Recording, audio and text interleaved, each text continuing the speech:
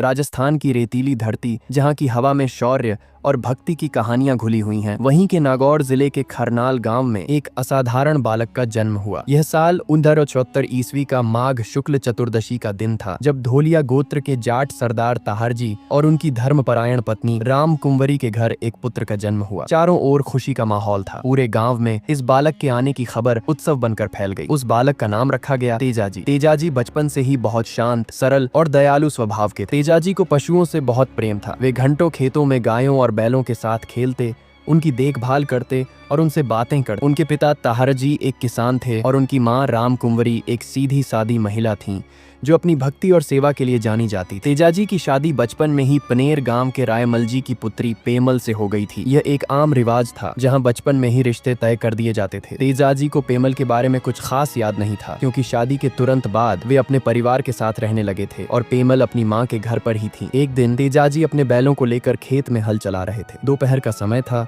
और उन्हें तेज भूख लगी थी। उनकी भाभी, जो उनके लिए खाना लेकर आई थी, देरी से पहुंची। तेजाजी ने उससे पूछा कि इतना विलंब क्यों हुआ। भाभी, जो पहले से ही किसी बात पर परेशान थी, गुस्से में बोल पड़ी, अगर तुम्हें इतनी ही जल्दी है तो जाओ अपनी पत्नी से कहो कि वह तुम्हारे लिए खाना लेकर आए। मैं तुम्हारे लिए कोई नौकर नहीं हूँ। ये शब्द तेजाजी के दिल पर तीर की तरह लगे। उनका चेहरा क्रोध से लाल हो गया। उन्होंने तुरंत हल चलाना बंद किया और अपनी भाभी को वापस घर भेज दिया। उन्होंने मन ही मन तय कर लिया कि अब वह अपनी पत्नी पेमल को अपने साथ लेकर आएंगे। जब वे घर पहुंचे तो उन्होंने अपनी माँ से कहा कि वह अपनी पत्नी पेमल को लेने के लिए पनेर जाएंगे। उनकी माँ ने उन्हें रोकने की बहुत कोशिश की, क्योंकि पनेर की राह बहुत मुश्किल और खतरनाक थी, लेकिन तेजाजी का फैसला अटल था। तेजाजी अपनी प्रिय घुद्दी लीलन पर सवार होकर पनेर के लिए निकल पड़ती है। लीलन एक सफेद रंग की बहुत ही सुंदर और ताकतवर घुद्दी थी, जिसकी रफ्तार हवा से भी तेज थी। तेजाजी ने अपनी कमर में अपनी तलवार बांधी और सिर पर एक रंगीन साफा लपेटकर चल पड़े। रास्ते में वे एक गांव के पास से गुजर रहे थे, तभी अचानक लीलन रुक गई और जोर से हिनहिनाई। तेजाजी ने देखा कि एक बड़ा सा सांप आग में जल रहा था। वह दर्द से तड़प रहा था। तेजाजी ने तुरंत अपनी भाला निकाली और सांप को आग से बाहर निकाला। सांप ने तेजाजी को देखा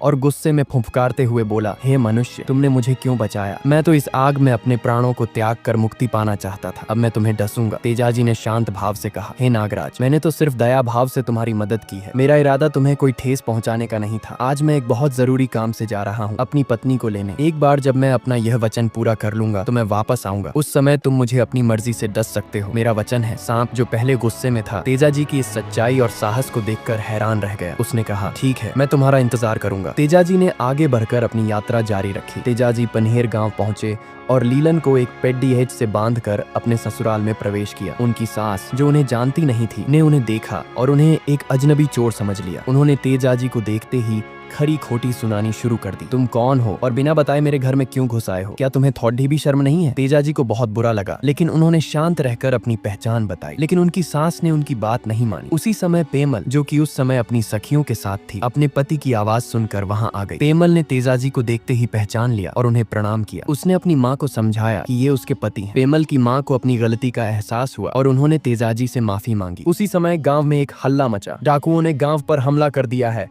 और वे हमारी गायों को चुरा कर ले जा रहे हैं। तेजाजी ने यह सुना और तुरंत अपनी तलवार और भाला लेकर लीलन पर सवार हो गए। उन्होंने पेमल से कहा, मैं अपना वचन निभाऊंगा। मैं इन गायों को बचाकर ही लौटूंगा। तेजाजी ने डाकुओं का पीछा किया और उन्हें एक मैदान में घेर लिया। डाकुओं का सरदार, जो कि एक बहुत ही बलशाली और क्रूर व्यक्ति था, तेजाजी से लड़ने के लिए आगे आया। एक भीषण युद्ध शुरू हो गया। तेजाजी अकेले ही डाकुओं की पूरी सेना से लड़ रहे थे। उनकी तलवार बिजली की तरह चल रही थी। वे घायल होते जा रहे थे। उनके शरीर से खून बह रहा था, लेकिन उनका हौसला कम नहीं हुआ। अंत में उन्होंने डाकुओं के सरदार को मार गिराया और बाकी डाकू डरकर भाग गए। तेजाजी ने सभी गायों को वापस गाँव लौटाया और फिर अपनी पत्नी और गाँव वालों से विदा ली। तेजाजी अपने वचन को याद करते हुए खून से लथपथ और बुरी तरह घायल शरीर के साथ उसी जगह पर वापस लौट आए जहां उन्होंने नागराज से वादा किया था। नागराज, जो उनका इंतजार कर रहा था, उन्हें देखकर हैरान रह गया। उसने कहा, हे तेजा, तुमने अपना वचन निभाया। मैं तुम्हारी ईमानदारी और साहस से बहुत प्रभावित हूँ, लेकिन अब मैं तुम्हें कैसे डसूंगा? तुम्हारा पूरा शरीर तो घावों से भरा हुआ है और मेरे जहर से